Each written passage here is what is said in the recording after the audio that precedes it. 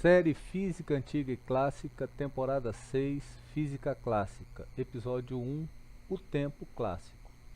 De forma resumida, podemos dizer que na visão newtoniana, o espaço é um espaço cartesiano tridimensional, como definido pela geometria analítica, e a posição de um corpo é dada por um ponto nesse espaço tridimensional. O tempo newtoniano flui independentemente do observador, sempre em direção ao futuro. A questão é que não temos como medir esse espaço absoluto, mas apenas a extensão de corpos materiais.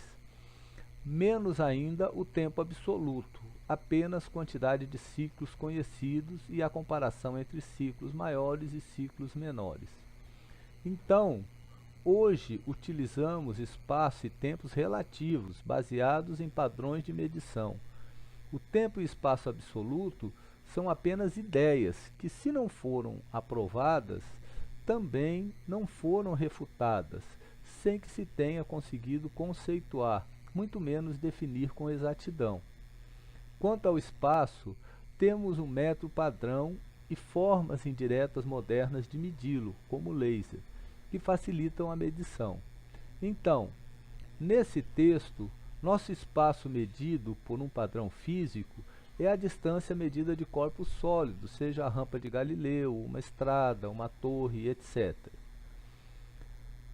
Quanto ao tempo, temos que utilizar tempos totalmente relativos, ou seja, baseado em um movimento observável no espaço físico.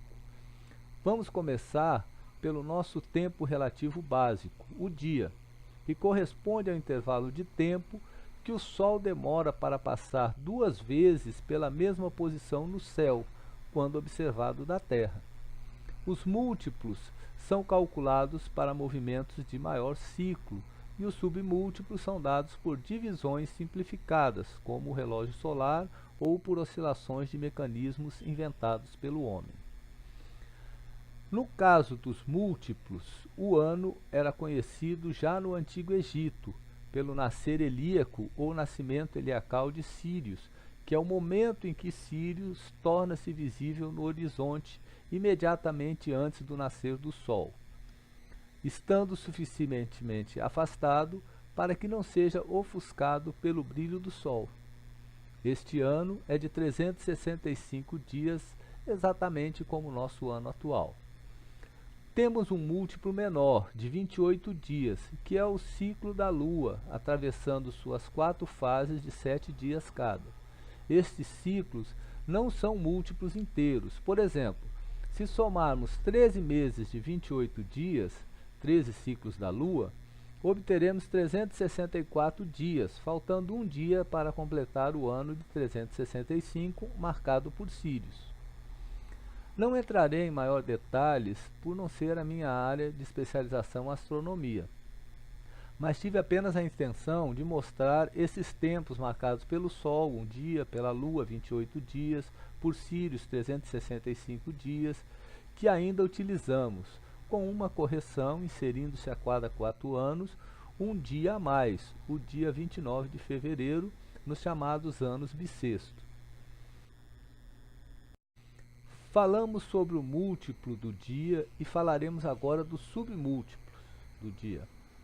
Grosso modo, o dia é dividido em 24 horas, ou 1440 minutos, ou ainda 86.400 segundos.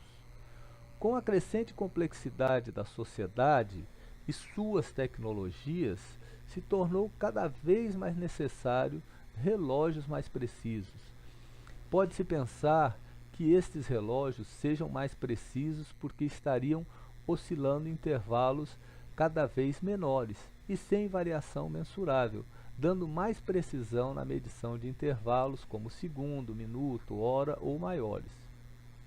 Porém, essa precisão não diz respeito ao tempo absoluto de Newton, mas está relacionada à sincronia entre os diversos sistemas de medição espalhados pelo mundo, que permite a perfeita sincronia na medição de eventos acontecendo em lugares totalmente diferentes da Terra. Costuma-se usar como exemplo o fato de que o Sistema de Localização Global GPS não seria possível sem esses relógios de alta precisão. O tempo marcado pelo movimento dos astros se tornou pouco importante para que as pessoas estudem no ensino médio, principalmente porque a internet fornece data e hora dos eventos celestes, como eclipse, por exemplo, e ninguém precisa ficar improvisando estimativas como os povos antigos. Na física do ensino médio, o que interessa é o tempo marcado nos calendários e o tempo medido pelos relógios, que sincronizam eventos no tempo, desde um encontro de namorados até um voo internacional atravessando vários fusos horários. Assim, o momento em que estou escrevendo esse texto é o ano 2018, mês de agosto, dia 9, 7 horas mais 21 minutos, aqui onde eu estou. As primeiras divisões do dia em 24 horas, tendo em média 12 horas com sol e 12 horas sem sol, remontam ao Egito Antigo, pelo menos. No Egito foram encontrados artefatos que foram identificados como relógios solares, marcando 12 horas de sol, tendo como referência o meio-dia solar. Mas o que é o meio-dia solar? Independente de estarmos no Equador ou afastado dele, existe um momento em que o Sol atinge o maior ângulo em relação à linha horizontal, ou seja, o nível da água. Este é considerado o meio-dia solar.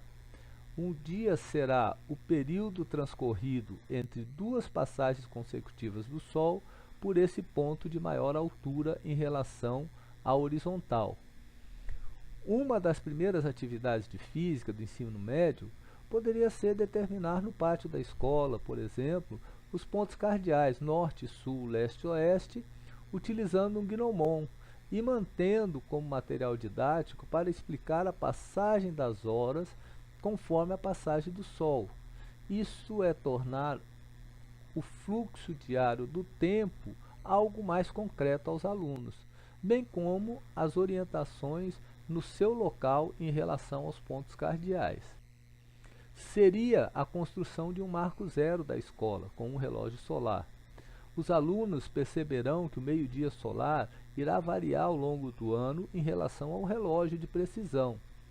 E este é um assunto interessante do aluno buscar conhecer por conta própria ou por alguma atividade preparada pelo professor. Depois dessas atividades, então podemos começar a ver como é medido esse tempo, por mecanismos oscilatórios, e não apenas pela posição dos astros, ou seja, o tempo que é fornecido pelos relógios, que atualmente pode ser sincronizados pela internet. Podemos tomar como referência para a utilização de oscilações na medida de tempo de movimentos os pêndulos, como já utilizados à época de Galileu.